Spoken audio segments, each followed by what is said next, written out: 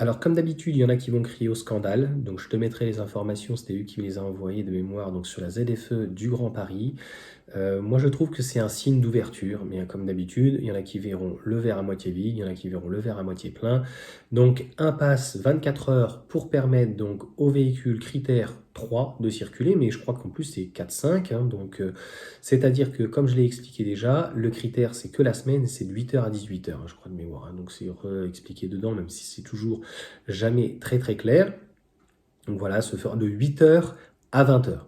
Donc hors week-end, puisque les week-ends, tu peux venir en fait avec n'importe quelle voiture. Donc le but, c'est pour les gens qui viennent travailler, qui viennent soit en transport en commun ou en véhicule critère 1, ou éventuellement d'ailleurs 2, tu vois, il y a du choix. Ou éventuellement en voiture sans permis, non, en voiture électrique ou quoi que ce soit.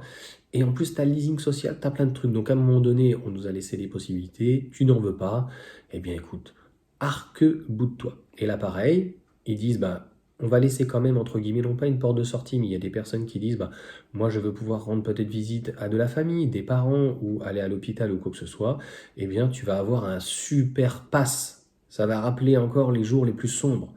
Voilà, donc écoute, comme d'habitude, ça va critiquer, critiquer, critiquer, et vous ne faites malheureusement que ça, et c'est bien beau de critiquer toujours les politiques, mais encore une fois, je tiens juste à remarquer que Madame Hidalgo, elle est là comme Madame Pécresse, et les gens ont voté pour elle, que ce soit pour eux, que ce soit une femme, un homme, peu importe.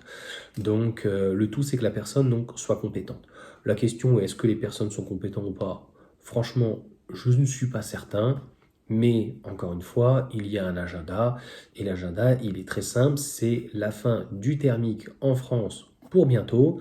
On le sait maintenant depuis longtemps, donc à un moment donné, que ça soit à marche forcée ou pas, soit tu te mets en fait en conformité, et soit tu ne veux pas te mettre en conformité, eh bien, sans être hors la loi, eh bien, tu seras peut-être en marge, mais je pense que si une personne a décidé de se mettre en marge, en tout cas de la société, c'est sa volonté. Donc en fait, il faut la respecter.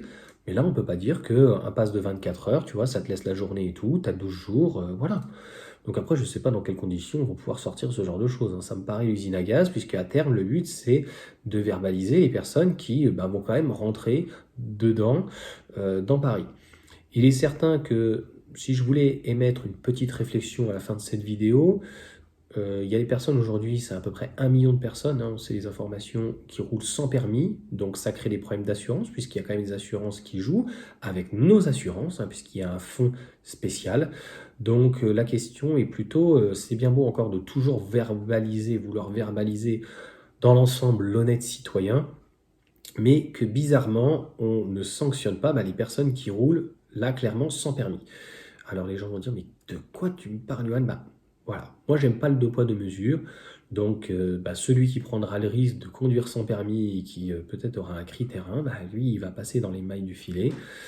Et ça, c'est extrêmement regrettable, mais encore une fois, pour ça, il faudrait avoir bah, une police ou une gendarmerie efficace et beaucoup plus de contrôle et des sanctions peut-être beaucoup plus lourdes, mais encore une fois, comme je viens de l'expliquer, le but c'est de taper sur le petit peuple. On l'a bien vu avec les amendes, quand tu es à 5 km/h au-dessus, tu es un délinquant, tu es à paye 4,45, 90 euros. Donc, si on veut faire de la pédagogie, il faut que la pédagogie, elle soit comprise et il faut qu'elle soit en tout cas pour tous. Voilà pour cette petite vidéo, il n'y a pas besoin d'en parler pendant 10 heures. Encore une fois, une ZFE, zone à faible émission, franchement, moi je vois pas comment on peut critiquer ça.